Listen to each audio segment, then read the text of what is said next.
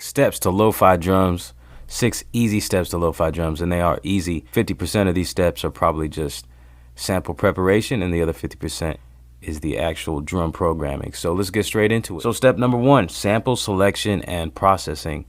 So there may be, you know, lo-fi drum kits out there that you can pick up, but if you don't, I have a good suggestion where you can pick up some drums, and it is the sample.net. The sample.net actually provides a bunch of different free kits with like no strings attached. You can go over there, download them. It's like a media file download. They don't even want your email, nothing like that. But it's a good source for vinyl samples. So that is a good place to start. So let's take a look at the drums that I got on here. All right, so here are a few of the packs that you can get from the sample.net.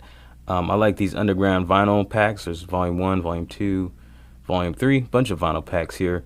In there you have the categories, kicks, snares, hi-hats, and that's basically what you need. So for these drums that I'm talking about today, for lo-fi drums, basically all I'm using is a kick, a snare, and a hi-hat. You could generally use like any kind of sample. The processing part is what's very important.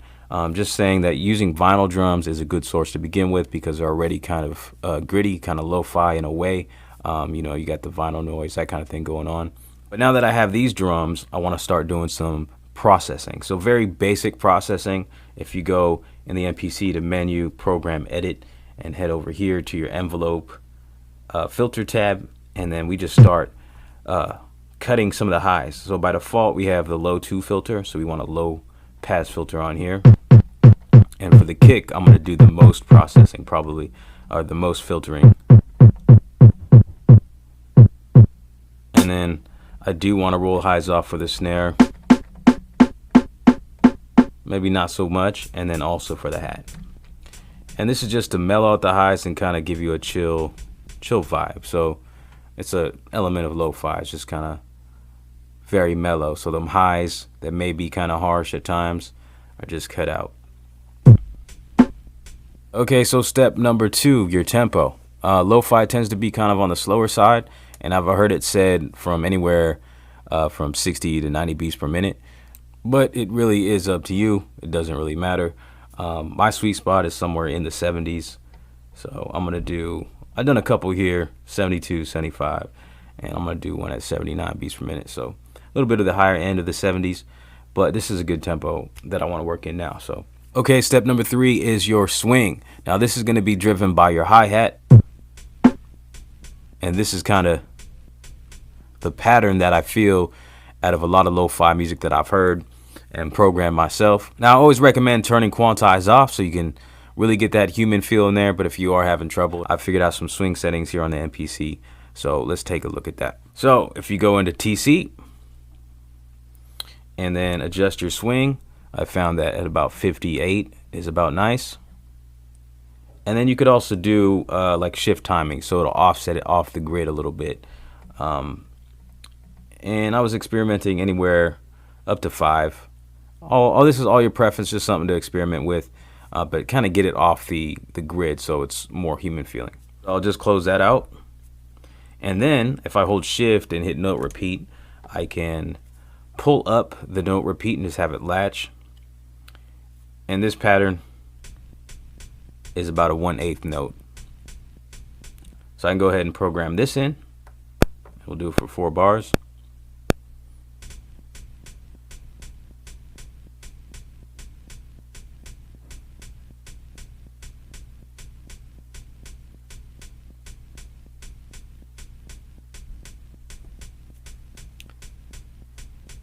And there we go, that's your basic swing. Step number 4, velocity.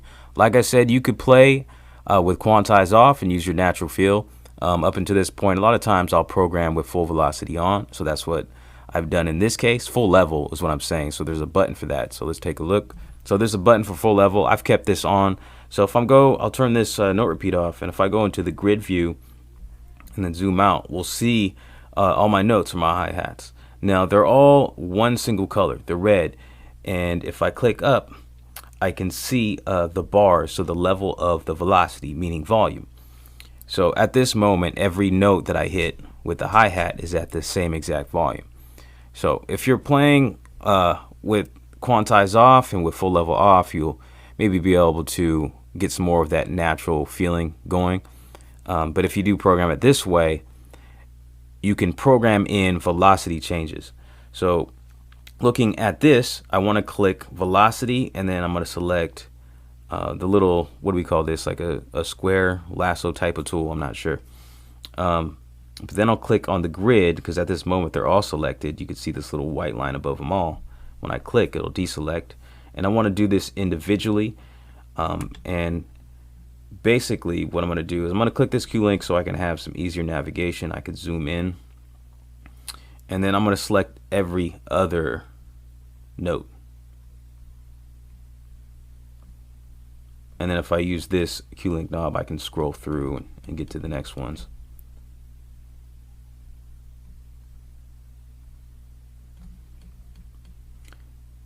And this is just a basic way of adding in some more human touch.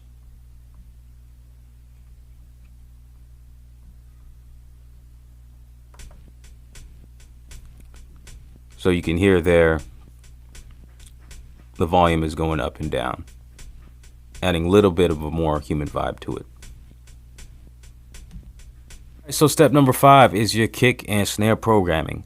I'm going to start with the snare because it's a lot more straightforward, and then the kick, you can be a lot more creative. And once again, though, all of this is just general rules, basic stuff to get you started.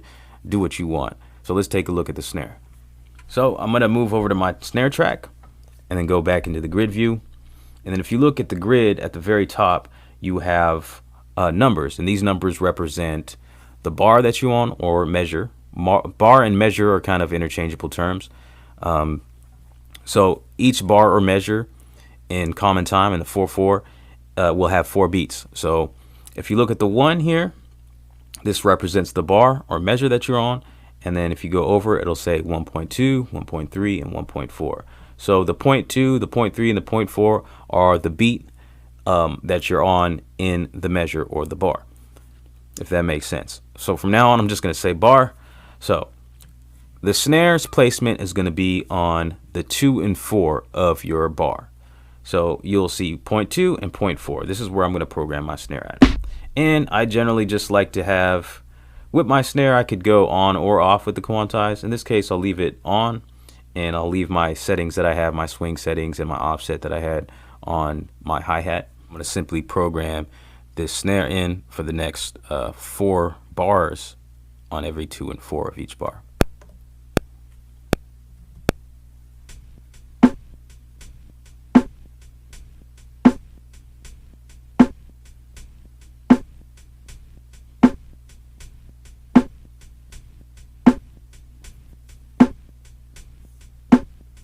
So if you were doing boom bap kick drum programming, your kick may be hitting on the 1 and the 3, so before your snares hit. But in this case, I would look at it, I would use your kick maybe a little more sparingly. So if I were to play this back, maybe my kick would hit on the 1, and then I might skip.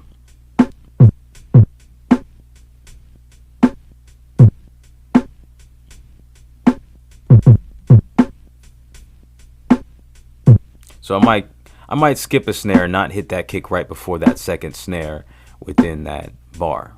So just using that kick a little bit more sparingly adds to more of that chill lo-fi vibe, you know, that you also get when you're cutting out the high. So it's just a little more mellowed out. Okay, so I'm gonna move over to my kick track, and then I'm actually gonna turn, in this case, I always do my kick drums with quantize off. And feel free to just kind of feel a vibe for this. There's no rules. Just let them drums kind of hit where you want. This is what I'm going to go for. Let's see.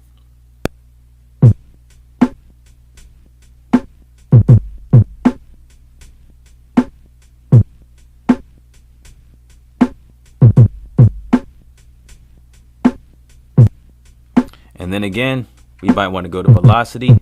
And if we look at these little hits, that hit right before the one of each bar, and then after the hit that direct hits on the one. Turn these down, and these kind of become like the ghost notes. So we're jumping back to step 4 here.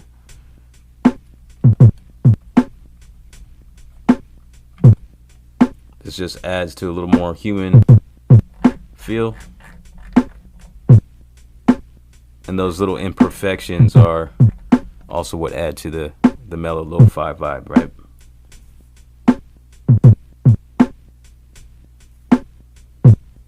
And then also, if I zoom in here and you take a look at the grid, these are my kick drums, and they're not hitting exactly on the grid because this I decided to have quantize off, and this of course is another element. You know, things don't have to be perfect in order for them to loop and sound good. So what I'm doing here with quantize off is kind of what I tried to imitate with my timing correct settings as far as swing, and as far as like the note offset. It's labeled as shift timing. So step number 6 and the final step to lo-fi drums is your ambient textures. So this could be anything from vinyl noise to tape hiss to birds chirping, rain sounds, thunder, fire crackling, whatever, the rainforest. So, or a combination of the two things. So I went over to Splice and downloaded a bunch of these sounds, which actually might be a better use for Splice, is just finding random sounds like drum sounds and ambient stuff, because I feel like, you know, there's less of a chance you're going to run into copyright kinds of issues because everybody's kind of fighting for first place as far as some of these samples go. But this is a whole nother subject. So yeah, I got some samples from Splice, and let's take a look at that. I'm going to program it over here on this track here. So I have some vinyl crackle, and then I also have, let's see, some rain. I'm just going to go ahead and layer these two together and program it on this single track.